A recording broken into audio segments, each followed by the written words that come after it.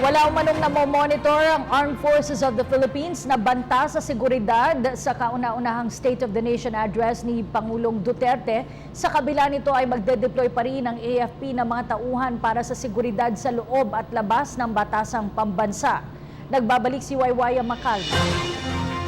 Sa kabila ng mga banta ng mga drug lords kay President Rodrigo Duterte, ay walang nakikitang banta sa seguridad ang Armed Forces of the Philippines. Batay ito sa pinakahuling intelligence report ng militar. Isa na din sa hiling ng Pangulo na ayaw niya ng magarbong preparasyon para sa kanyang unang ulat sa bayan o State of the Nation address niya sa susunod na linggo. Ito ay sa kabila na din na mayroon mga umanong dadalong miyembro mula sa mga militanteng grupo sa loob mismo ng batasang pambansa. Ang ating presidente ay doing his best to be an inclusive leader. So lahat ng sektor ng ating lipunan ay kahabahagi niya sa kanyang administrasyon kung maaari.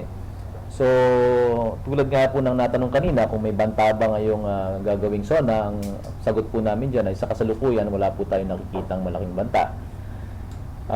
Pero hindi pa po tapos ang monitoring dahil ngayon po ay 18 pa lang ng buwan. So 25 po yung SONA, so may panahon pa po. So patuloy pa rin po ang monitoring. Sa kabila niyan ay magde-deploy pa rin ang AFP ng kanilang contingent na magmumula sa AFP Joint Task Force NCR. Pero hanggang sa ngayon ay nasa preparation stage pa din ang ginagawa para sa seguridad na ipapatupad sa loob at labas ng batasan. Ang mangungunang ahensya para rito ay PNP at ang Presidential Security Group. Remember, even without the appearance of a big threat, all our forces are always on alert. And our agencies in government, particularly those in charge of intelligence, are always on their toes. So, hindi po natin sasabihin ibaba ang alerto. Patuloy lang po ang ating monitoring. Para sa PTV News, ako si Waywaya Makalma. Ako po si Cathy San Gabriel. Subscribe na sa PTV YouTube channel.